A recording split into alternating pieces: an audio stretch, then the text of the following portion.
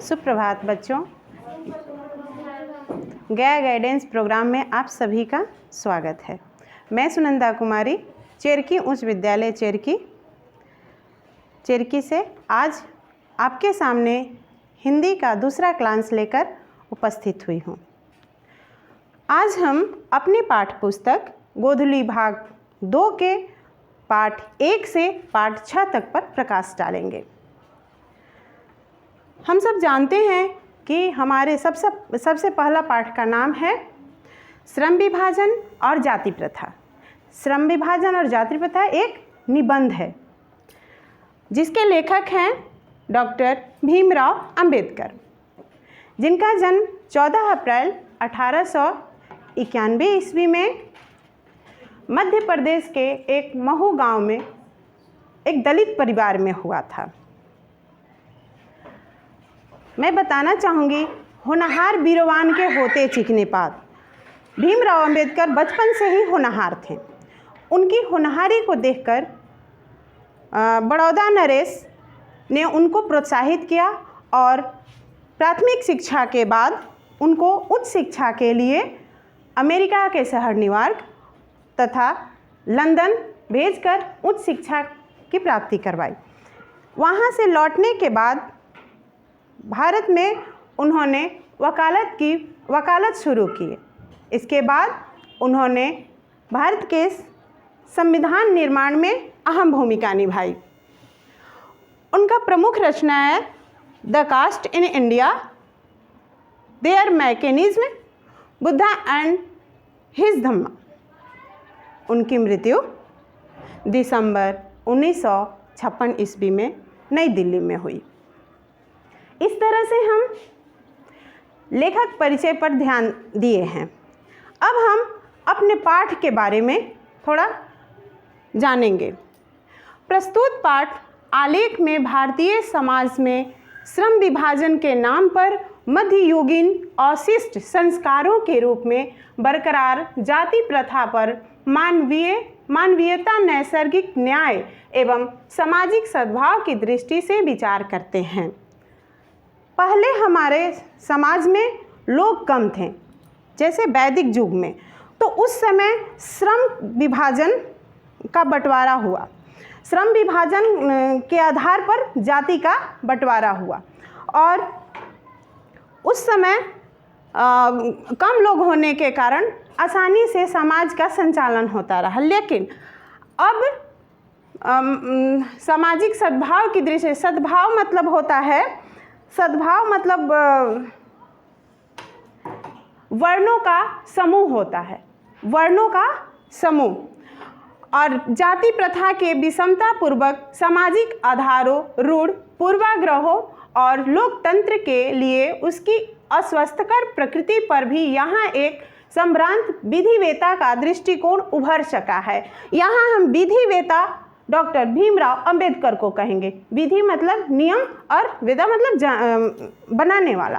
तो उन्होंने नियम बनाया कि अब हम जाति प्रथा के अनुसार श्रम विभाजन नहीं कर सकते, हम अपनी रुचि के अनुसार श्रम विभाजन करेंगे। ठीक है, तो आगे हम बताएंगे भारतीय लोकतंत्र के भावी नागरिकों के लिए आलेख अत्यंत ही शिक्षाप्रद है। यानी कि अब हम अपनी रुचि के अनुसार, जिसमें हमारी रुचि होगी हम वही काम करेंगे, हम जाति से बंध कर नहीं रह सकते। अब हम आपके सामने 2 संभावित प्रश्न लिखे हैं। जातिवाद के पोषक उसके पक्ष में क्या तर्क देते हैं। जातिवाद के पोषक, आप जानते हो कि जिससे आपको फ़ायदा होता है उसको आप अगर गलत है तो भी उसको सपोर्ट करते हो, यानी उसको बढ़ाते हो। तो जातिवाद के जो पोषक हैं, जातिवाद से संबंधित जो लोग हैं, वो उनको बढ़ाते हैं, कहते हैं नहीं, जाति से बंध के ही रहना चाहिए और जाति के अनुसार ही काम करना चाहिए, चाहे हम भूखे ही मर जाएं, लेकिन जाति से ही हमें काम करना चाहिए। लेकिन ऐसा नहीं है। अपनी भूख, अपनी काम को बढ़ाने के लिए जिसमें आपकी रुचि है वो जाति से हटके भी आप कर सकते हो।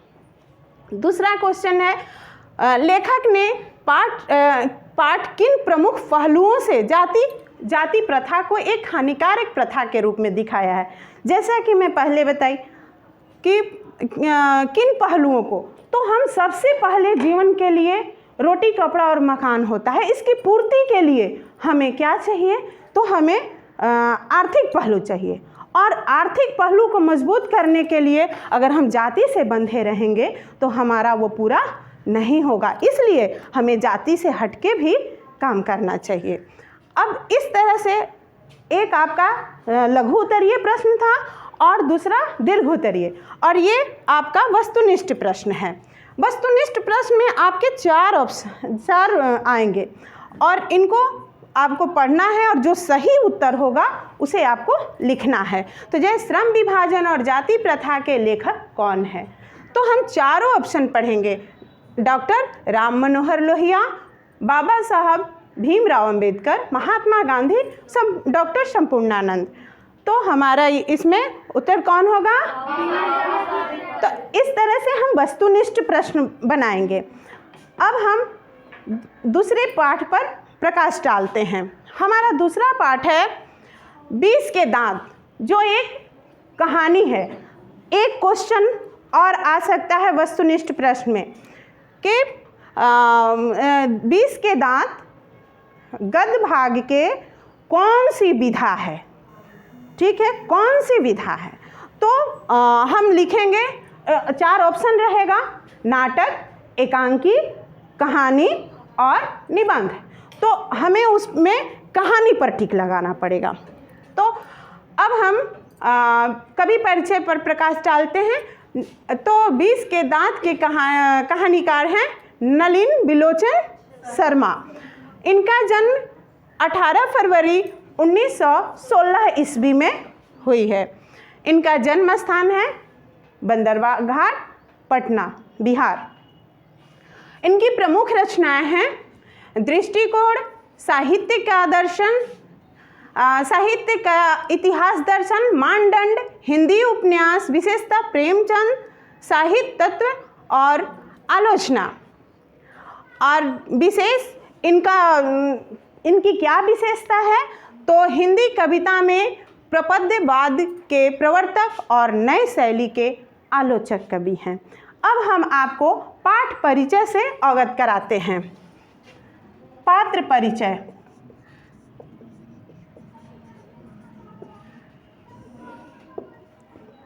मदन जो गिरधर के बेटा है,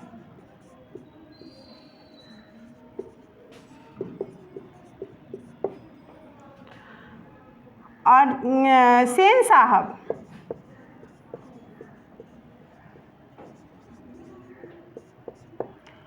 जो एक फैक्ट्री के मालिक हैं।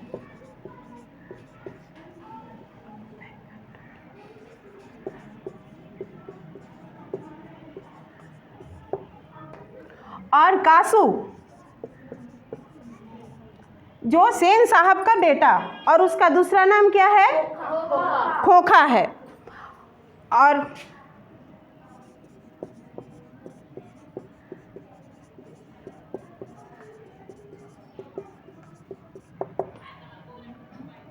कासू का दूसरा नाम खोखा है। इसमें सबसे मेन पात्र कौन है? मदन। इसमें सबसे मेन पात्र मदन है।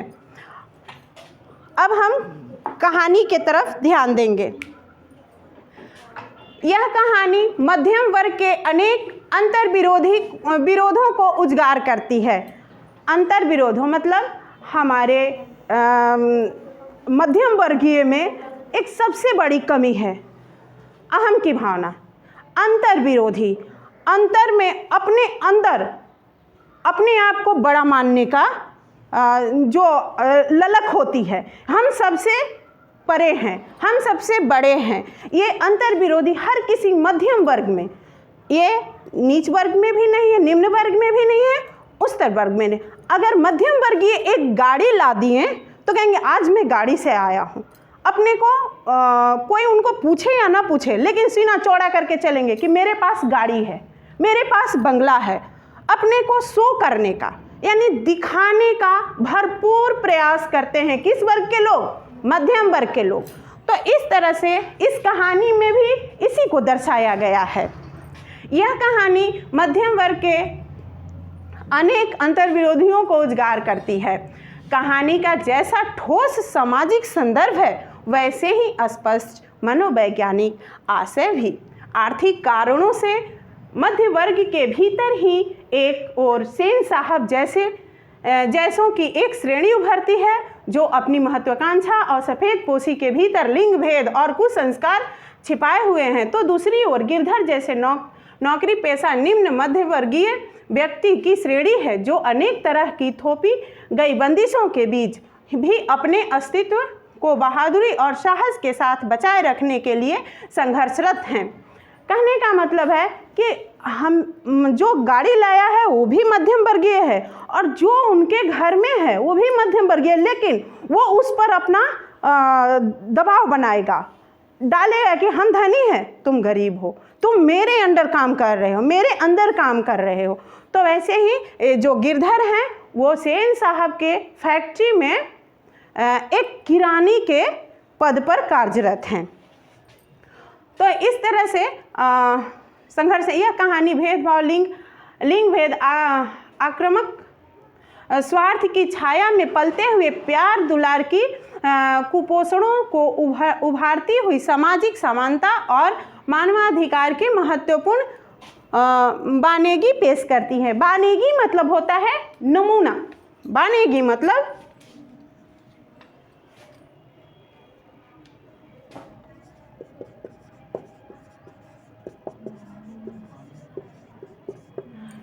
तो ये जो नमूना है, तो इस तरह से ये जो मध्यम वर्गीय समाज में जो है उसका नमूना हमारे 20 के दांत पाठ में उभर कर आता है। तो इस तरह से हम पाठ का अध्ययन कर लिए। अब कुछ प्रश्न है। प्रश्न 1, खोखा किन मामलों में अपवाद था? खोखा कौन है? सेन साहब का बेटा है, सेन साहब का। तो सेन साहब की एक बात और मैं आपको बता देना चाहती हूँ कि सेन साहब की 5 लड़कियाँ थीं। तो 5 लड़कियों के बाद जो बेटा हुआ, तो सोचो पत्थर पे दूब उग आया है, पत्थर पे दूब उग आया है। तो इस तरह से उसे बहुत प्यार दुलार मिलता था। अगर लड़कियां एक गिलास तोड़ती हैं तो उनको कुलक्षणी अनेक गाली दिया जाएगा। यहाँ क्या दर्शा रहा है मध्यम वर्गीय में? आपको लिंग भेद, कि लड़की को हम दबा के रखेंगे और लड़का कुछ भी करे तो उसको हम नहीं डांटेंगे, नहीं बोलेंगे। इसी का परिणाम है खोखा, जो एक अनुशासनहीन बालक है, कुछ भी तोड़ दे, कुछ भी, लेकिन उसके पिता कुछ नहीं बोलते थे। वहीं मदन है जो किसका बेटा है? गिरधर का। जो गिरधर उसको बहुत हर वक्त मारते पीटते रहते हैं। और तो ये मैं क्वेश्चन बताई, खोखा किन मामलों में अपवाद था? तो अनुशासनहीनता में अपवाद था। उनकी बहन एक कठपुतली की तरह थी और वो एक बिगड़ैल बच्चा था। और दूसरा प्रश्न है, मदन और ड्राइवर के बीच में क्या विवाद के द्वारा कहानीकार क्या बताना चाहता है? कहने का मतलब है कि मदन और ड्राइवर के बीच जो विवाद होता है, विवाद किसको लेके होता है? गाड़ी को लेकर। मदन सेन साहब जो नई गाड़ी लाए हैं, किस रंग की है? काले रंग की। तो उसको मदन छूता है, ड्राइवर छूने नहीं देता है, जो कि ड्राइवर उन्हीं के घर में काम करता है। और गिरधर मदन के पिता सेन साहब के ही अंदर काम करते हैं, लेकिन उसको लग रहा है कि हम अमीर के ड्राइवर हैं, हम सेन साहब के ड्राइवर हैं। अब अपना नहीं देख रहा है ड्राइवर, वो सेन साहब के तरफ से मदन को बोल रहा है ड्राइवर, लेकिन उसकी भाषा जो है, उसकी बोलने की लफ्ज़ जो है, वो सेन साहब के तरफ से बोल रहा है, मदन को डांट रहा है, फटकार रहा है। ठीक है। तो इस तरह से वस्तुनिष्ठ प्रश्न है, गिरधर लाल कौन है? तो कासू का पिता, मदन का पिता, रजनी का पिता और शेफाली, तो मदन के पिता हैं। इस तरह से वस्तुनिष्ठ प्रश्न है, उनको आपको उत्तर देना है। अब हम अपना पाठ के तीसरे पाठ में पर प्रकाश डालेंगे। हमारा तीसरा पाठ है भारत से हम क्या सीखें। ये गद्य भाग का कौन सा विधा है? कौन सी विधा है ये? भाषण। कौन सी विधा है? भाषण। इसके लेखक हैं फ्रेडरिक मैक्स मुलर। क्या है? Friedrich Max Muller. अधिक इनका पूरा नाम है, क्वेश्चन संभावित क्वेश्चन हो सकता है कि मैक्स मुलर का पूरा नाम क्या है, तो फ्रेडरिक मैक्स मुलर। तो फ्रेडरिक मैक्स मुलर का जन्म 6 दिसंबर 1823 ईस्वी में हुआ। इनका जन्म स्थान कहाँ है? डेसाउ, जर्मनी में। वो भारत के नहीं हैं, वो भारत के नहीं हैं। जानते हो एक बात, भारत विदेशी कोई भी आते हैं तो प्लेन से उतरते ही पहले हमारे धरती माता को प्रणाम करते हैं, इसके बाद इस पे पैर रखते हैं। तो लेकिन हम कभी करते हैं? तो इस तरह से इन्होंने भारत के कश्मीर से लेकर कन्याकुमारी तक भ्रमण किया है और यहाँ की हर एक एक चीज़ को बारीकी से देखते हुए इस पर ये भाषण दिए हैं। इनका जन्म स्थान जर्मनी है, डेसाउ जर्मनी। मृत्यु है 28 अक्टूबर 1900। इनकी प्रमुख रचना है हितोपदेश का जर्मन भाषा में अनुवाद, कटकेन उपनिषद का जर्मन भाषा में अनुवाद, मेघदूत का जर्मन भाषा में पद्यानुवाद। अब हम पाठ पर प्रकाश डालेंगे। यह एक भाषण पाठ है, भाषण है ये।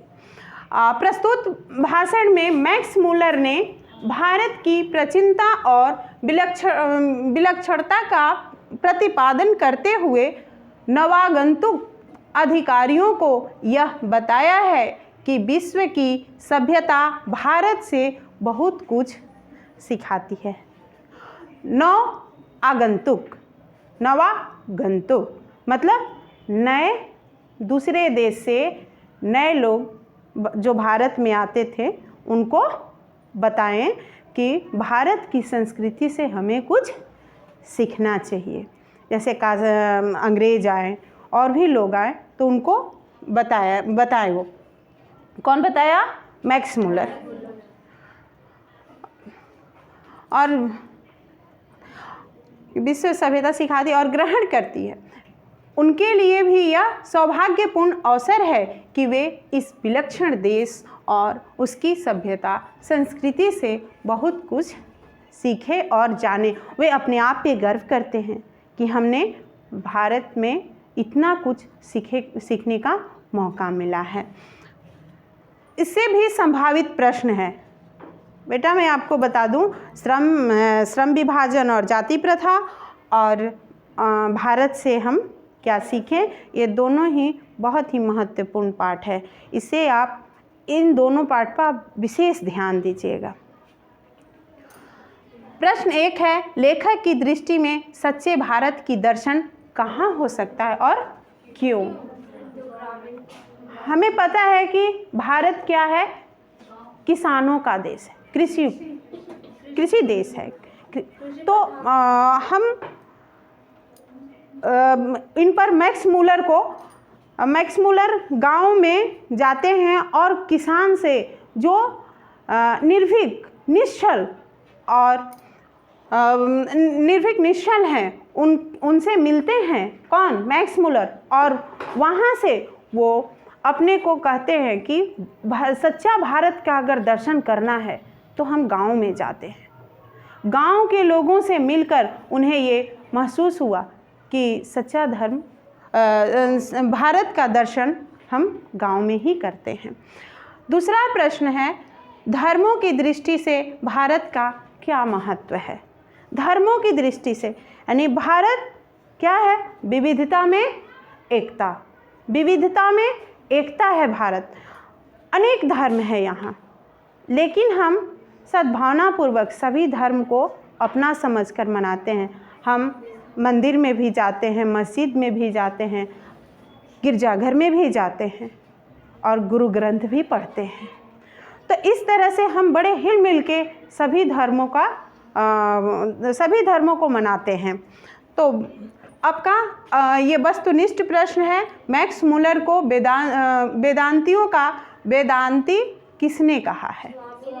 स्वामी विवेकानंद ने। ये आपके 4 ऑप्शन हैं और चारों में से एक सही उत्तर आपको देना होगा। इस तरह से हमारा पाठ नाखून क्यों बढ़ता है हमारे पाठ पुस्तक के चौथा पाठ है, जो एक ललित निबंध है।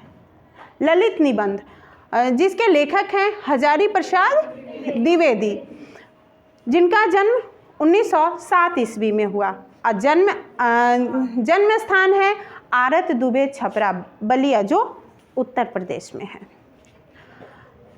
मृत्यु 1979 ईस्वी में। प्रमुख रचनाएं हैं निबंध संग्रह कुटज अशोक का फूल, उपन्यास है बाणभट्ट की आत्मकथा, आलोचना सहित हिंदी साहित्य सद्भाव और उद्भव और विकास। इस तरह से इनकी प्रमुख रचना है। अब हम पाठ के तरफ ध्यान देंगे। प्रस्तुत निबंध में लेखक ने बार बार काटे जाने पर भी बढ़ जाने वाले नाखूनों के बहाने अत्यंत सहज शैली में सभ्यता और संस्कृति की विकास यात्रा उद्घाटित कर दिखाई है। एक और नाखूनों का बढ़ना मनुष्य की आदिम पार्श्विक वृत्ति और संघर्ष चेतना का प्रमाण है, तो दूसरी ओर उन्हें बार बार काटते रहना और अलंकृत करते रहना मनुष्य के सौंदर्य बोध और संस्कृति चेतना के भी निरूपित करता है। संस्कृति चेतना को भी निरूपित करता है। लेखक ने नाखूनों के बहाने मनोरंजक शैली में मानव सत्य का दिग्दर्शन करने में सफल प्रयत्न किया है। इस तरह से लेखक बताए हैं कि हमारी बढ़ती हुई नाखून हमें किसका पार्श्विक वृत्ति का प्रचायक है। और जब हम आदिम युग में थे, हमारे पूर्वज नाखूनों के सहायता से ही अपनी सुरक्षा करते थे, जीव जंतुओं से, उसी से अपना एक हथियार के रूप में इस्तेमाल करते थे, प्रयोग करते थे। प्रश्न, बढ़ते नाखूनों द्वारा प्रकृति मनुष्य को क्या याद दिलाती है? यानी कि जो हमारा नाखूना बढ़ रहा है और हम बार बार उसको काटते हैं, तो इससे हमें प्रकृति याद दिलाना चाहती है कि हम पहले कैसे थे। ये नाखूना ही हमारी सुरक्षा का एक कवच था। और दूसरा प्रश्न है, मनुष्य बार बार नाखूना को क्यों काटता है?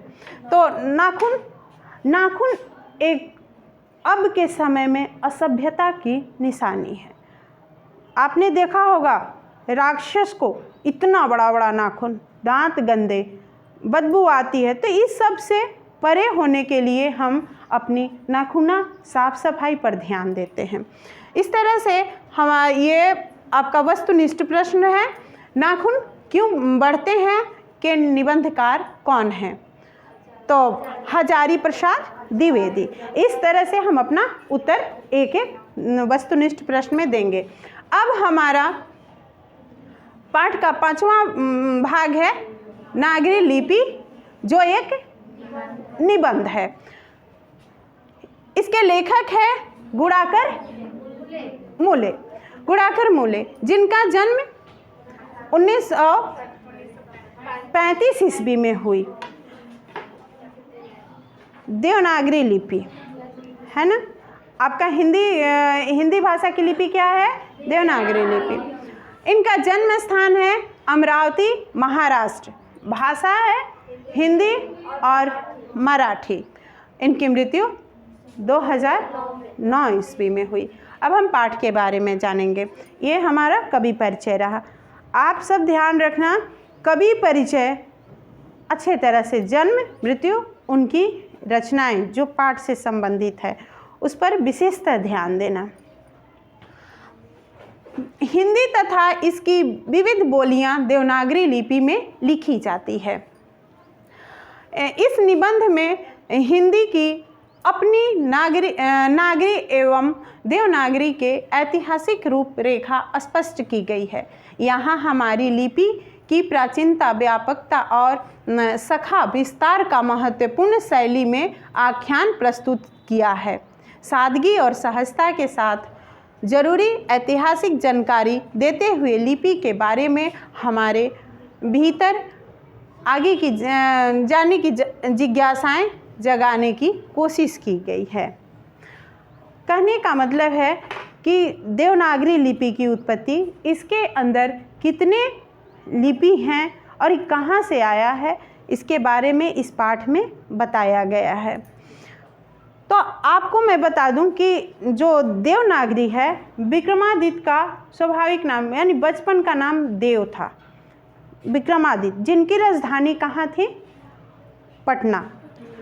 तो पटना राजधानी होने के कारण पटना का नाम देवनागरी पड़ा, तो उसी पर देवनागरी लिपि का नाम रखा गया। ये भी क्लियर नहीं है, यानी कि ये भी अनुमानतः है। और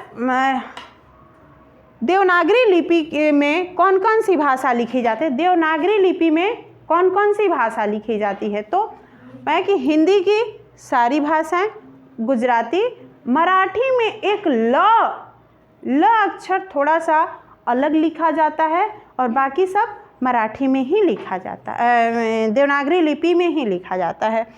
और आपको संस्कृत और प्राकृत भाषा, इस तरह से देवनागरी लिपि के इतने सारे भाषाएं लिखी जाती हैं। अब कि देवनागरी नगरी की उत्पत्ति के संबंध में लेखक का क्या कहना है? पटना से नगरी का क्या संबंध है? बताएं कि विक्रमादित्य का नाम देव था और इसीलिए उनको देवनागरी का, इस तरह से हम ये जो प्रश्न हैं इनके अपने अनुसार आपको बता रहे हैं। आपको इन प्रश्नों का उत्तर लिखना है और लिख करके हमें जो हम गृह कार्य देंगे उसमें आपको भेजना है, ठीक है। और ये हमारा रहा वस्तुनिष्ठ प्रश्न। तो नागरी लिपि के आरंभिक लेख हमें कहाँ से मिलते हैं? पूर्वी भारत, पश्चिमी भारत, दक्षिणी भारत, उत्तरी भारत। तो दक्षिणी भारत से। बेटा आप हिंदी जब आपको समय न मिले, कोई विषय पढ़ने का मन न करे, तो हिंदी का हर एक पाठ प्रतिदिन पढ़ा करो, इससे तुम्हें बहुत जानकारी मिलेगी। अब छठा है पाठ हमारा बहादुर, जो एक कहानी है। इसके लेखक हैं अमरकांत, जिनका जन्म 1925 ईस्वी में और जन्म स्थान नागरा, जो कहाँ है? बलिया, उत्तर प्रदेश में। जो कहाँ है? उत्तर प्रदेश में। और इनकी मृत्यु हुई 2014 ईस्वी में। किताब में नहीं दिया है, फिर भी यहाँ है, आप याद कर लेना। प्रमुख रचनाएं: जिंदगी और जोक, मौत का नगर, मित्र मिलन। ये क्या है इनका? कहानी संग्रह। सूखा पत्ता, आकाश पक्षी, ग्राम सेविका। ये क्या है इनका? उपन्यास।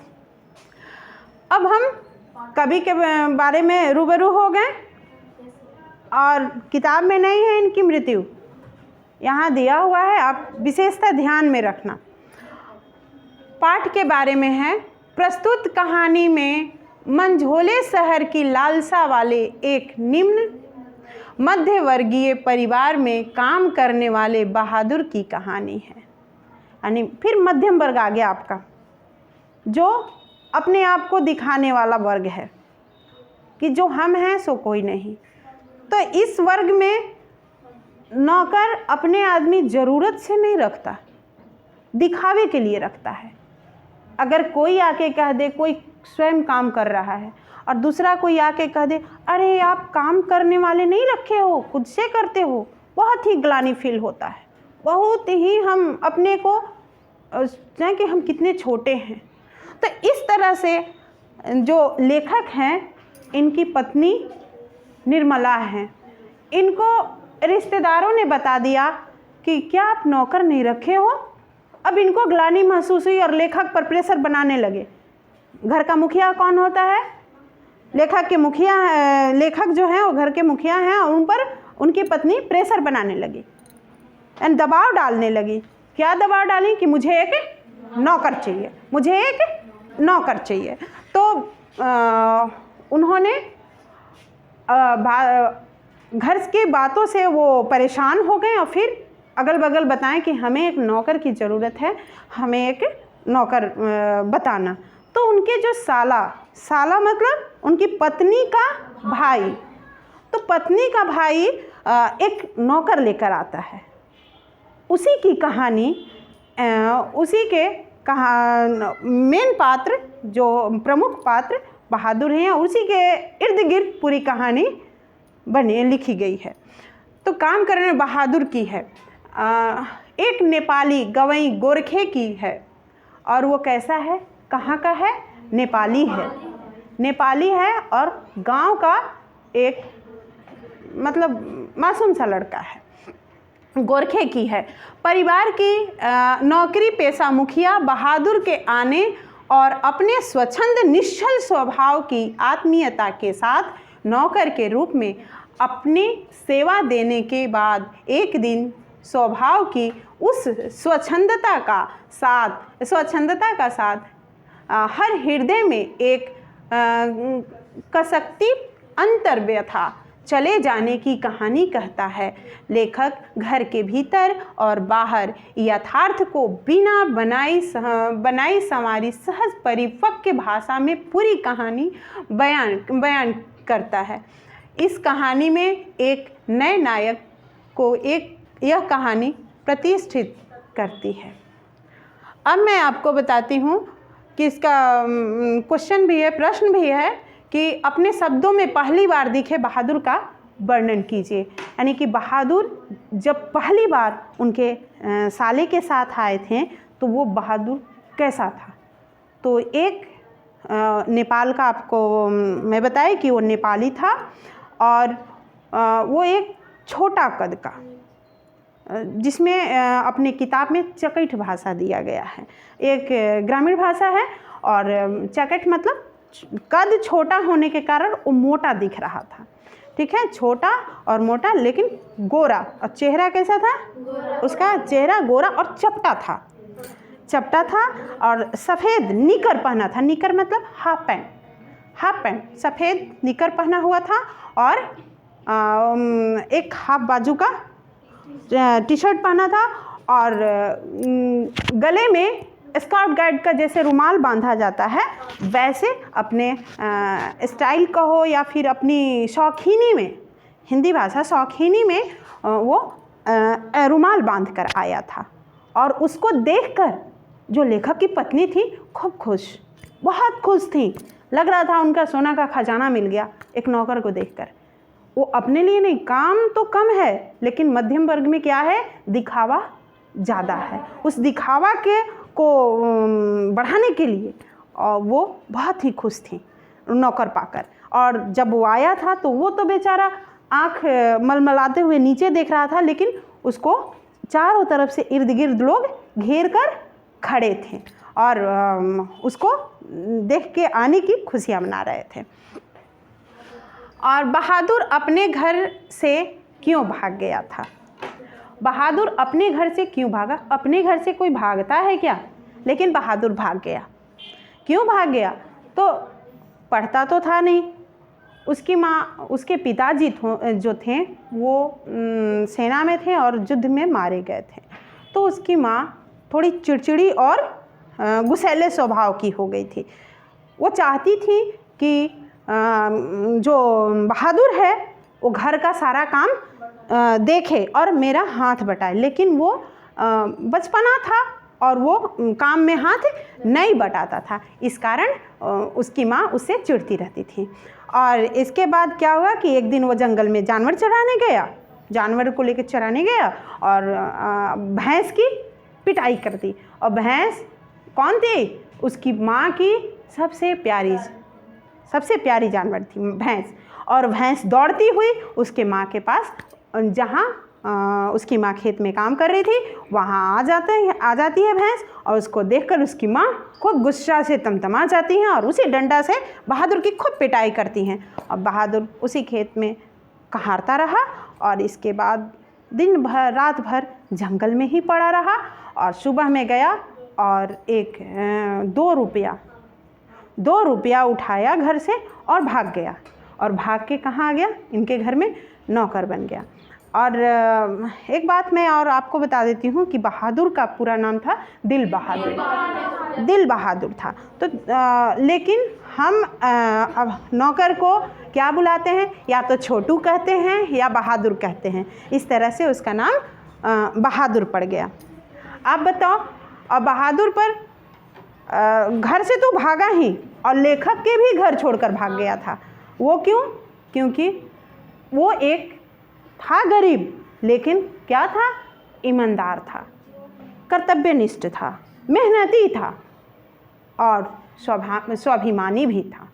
बच्चा था लेकिन स्वाभिमानी था, उसके अंदर स्वाभिमान था। सब करता था लेकिन वो चोरी करना नहीं। तो उस पर कितने रुपए की चोरी का इल्ज़ाम लगा था? 11 रुपये। 11 रुपये की चोरी का इल्ज़ाम लगाया गया।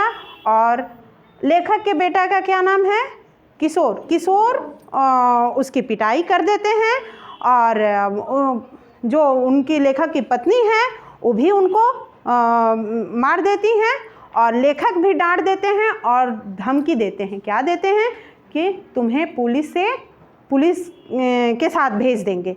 इस कारण वो डर जाता है और अपना सब कुछ छोड़कर लेखक के घर से भी भाग जाता है। और लेखक के घर से भागता है तो सारे लोग बहुत दुखी होते हैं, बहुत ही दुखी होते हैं, पछतावा होता है।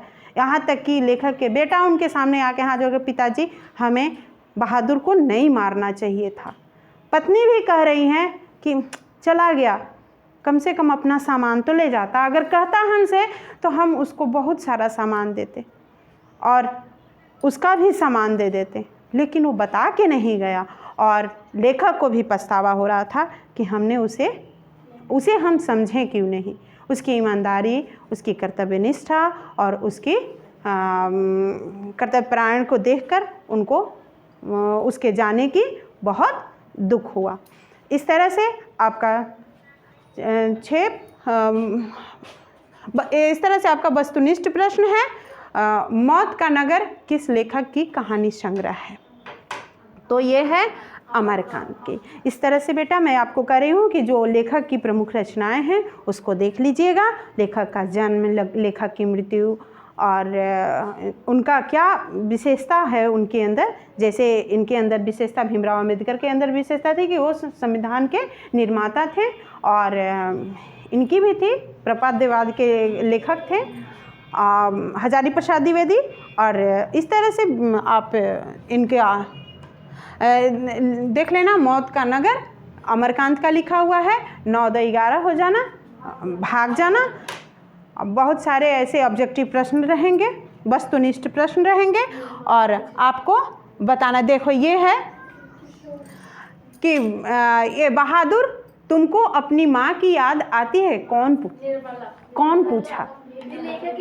माँ ही माँ की बात करेगी, ठीक है। तो ये कौन पूछा? तो आप पढ़ोगे, कहानी पढ़ोगे तब तो पता चलेगा ना। मैं तो शॉर्ट में बता दी, लेकिन एक एक शब्द से जो वस्तुनिष्ठ प्रश्न आते हैं उनको पकड़ने के लिए आपको पूरा चैप्टर पढ़ना पड़ेगा, पूरा पाठ पढ़ना पड़ेगा। और नाश्ता पानी के बाद बातों का क्या छनने लगा? जलेबी बनने लगा। बातों का जलेबी बनने लगा।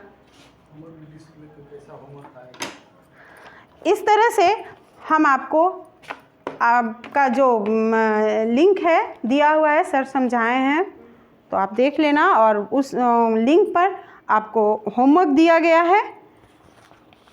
ऑब्जेक्टिव 50 को प्रश्न हैं और 6 प्रश्न आपको लघु उत्तरीय हैं और 6 प्रश्न दीर्घ उत्तरीय हैं। आपको अपने शब्दों में अपने शब्दों में उन सब का उत्तर लिखना है और हमें भेजना है। फिर हम अपना उत्तर आपके पास भी भेजेंगे, आप मिला लेना। और हो सके तो हिंदी पाठ में, हिंदी विषय हिंदी में आप अपनी भाषा में उत्तर दीजिए। ये नहीं कि हम जो लिखें उत्तर और उसको आप रट लिए और रट करके उत्तर लिख दिए, नहीं, आपको अपनी भाषा में। क्यों? क्योंकि हिंदी हमारी मातृभाषा है, हम अपनी भाषा में हिंदी का उत्तर देंगे, वही आपके लिए बहुत अच्छा होगा। ठीक है, आज मैं आपको बताना चाहती हूँ कि जो मैं आज पढ़ाई हूँ उस पर विशेष ध्यान दीजिएगा, और जो जो पाठ बताई हूँ उस पर भी विशेष ध्यान दीजिएगा। इस तरह से आज इसका अध्ययन कीजिएगा और स्व अध्ययन कीजिएगा और लिखिएगा। ठीक है, धन्यवाद।